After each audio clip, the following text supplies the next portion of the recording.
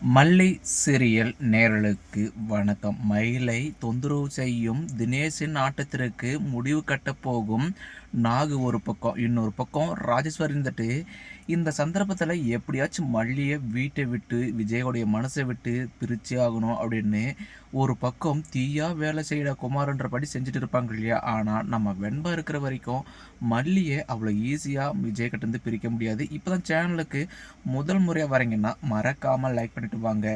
வீடியோக்குள்ளே போயிட்டு என்ன தான் நடக்குதுன்னு பார்ப்போன்னு பார்த்தா ஒரு பக்கம் நம்ம வெண்பாவுக்கு எப்போ பிக்ஸ் வருது எப்படி வருதுன்ற விஷயம் யாருக்குமே தெரியாது இல்லையா. ஏன்னா டாக்டரே வந்து சொல்லியிருக்காங்க எப்போ வரும் எப்படி வரும்னு தெரியாதுன்ட்டு. அப்படி இருக்கும்போது பிக்ஸ் வரும்போதெல்லாம் நம்ம மல்லியும் சரி விஜயும் சரி வெண்பாவை ஹாஸ்பிட்டலுக்கு கூட்டிகிட்டு போயிட்டு ட்ரீட்மெண்ட் பார்த்துட்டு மறுபடியும் வீட்டுக்கு கூட்டிகிட்டு வராங்க.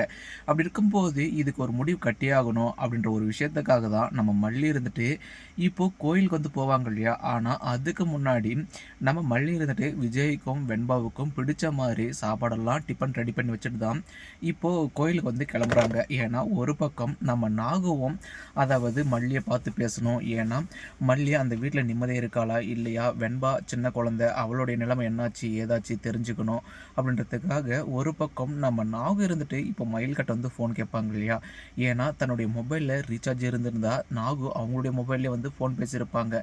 ஆனால் நாகு இந்த மயில்கட்டை ஃபோன் வாங்கினது ஒரு விதத்தில் நல்லதுன்னு தான் சொல்லலாம். ஏன்னா ஒரு பக்கம் மயில் இருந்துட்டு தினேஷ் வந்து தொந்தரவு பண்ணுற விஷயத்த சொல்லாமல் மறைச்சிட்டாங்க இல்லையா. அப்படி இருக்கும்போது இப்போது நம்ம நாகு ஃபோன் வாங்குற போது தான் அந்த தினேஷ் இருந்துட்டு வாலண்டியாக கால் பண்ணி நம்ம நாகு கட்டை நல்லா வாங்கி கட்டிக்கிறான். ஏன்னா தினேஷ் நினைக்கிற ஒரே விஷயம் அதாவது மயில் கட்டந்து நமக்கு சேர வேண்டிய 2 லட்சம் வரணும். ஏன்னா எதை இவன் கொடுத்து வச்சு வாங்குறது போல் 20 லட்ச ரூபா வரணும் அப்படின்னு கேட்டால் யாராச்சும் கொடுத்துருவாங்களா என்ன. ஏன்னா நம்ம மயிலோ ரொம்பவே கஷ்டப்படுற ஃபேமிலி இல்லையா. அப்படி இல்லைன்னா மயிலுடைய சூழ்நிலை வந்து புரிஞ்சுக்கிட்டு மயில் இல்லைனா நீ என் கூட ஒரு நாள் நான் சொல்கிறபடியெல்லாம் கேட்கணும் அப்படின்னு இந்த தினேஷ் இருந்துட்டு ரொம்பவே வந்து மிரட்டிகிட்டே இருப்பான்.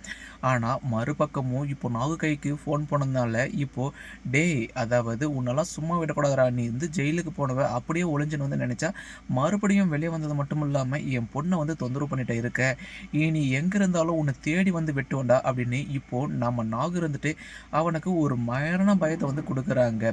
இன்னொரு பக்கம் ஏண்டி மயில் உனக்கு எத்தனை தடவை சொன்னாலும் புரியாதா, யாராச்சும் உன்னை மிரட்டுறாங்களோ யாராச்சும் உன்னை வந்து தொந்தரவு பண்ணுறாங்களோ ஏதாச்சும் ஒன்று பண்ணால் முதல்ல பெரியவங்க கிட்ட வந்து சொல்லணும். அப்போ தான் அதுக்கு வந்துட்டு ஒரு தீர்வு வந்து கொடுக்க முடியும். அப்படி இல்லைன்னா இதுக்கு முன்னாடி அவனை நம்பி ஏமாந்து போய் ரூம் வரைக்கும் போயிட்டு ஏமாந்த பற்றியா அது போல தான் எல்லாமே நடக்கும் அப்படின்னு இந்த நாகு இருந்துட்டு சொல்கிறாங்க. அப்போ தான் இந்த மயில் இருந்துட்டு எல்லாத்தையும் புரிஞ்சுக்கிட்டு அண்ணி நான் பண்ணது மிகப்பெரிய தப்பு தான், என்னை இந்த ஒரு தடவை மன்னிச்சிடுங்க, இனிமேல் அவன் ஃபோன் பண்ணாலும் எடுக்கவும் மாட்டேன் எதுவும் பண்ண மாட்டேன், அவன் என்ன இன்ஸ்டா ஐடி பாஸ்வேர்டை வச்சுட்டு ஏஐ மூலிமா ஃபோட்டோ க்ரியேட் பண்ணி நான் அப்லோட் பண்ணுவேன்னு பயமுறுத்திருக்கான், அவ்வளோதானே ஃபோட்டோ தானே அவன் ஃபோட்டோ போட்டுக்கிட்டோம், அதுக்கப்புறம் அவனை அதுக்கு முன்னாடி தீர்த்து கட்டலாம் அப்படின்னு இப்போ நாகு இருந்துட்டு சொல்கிறாங்க.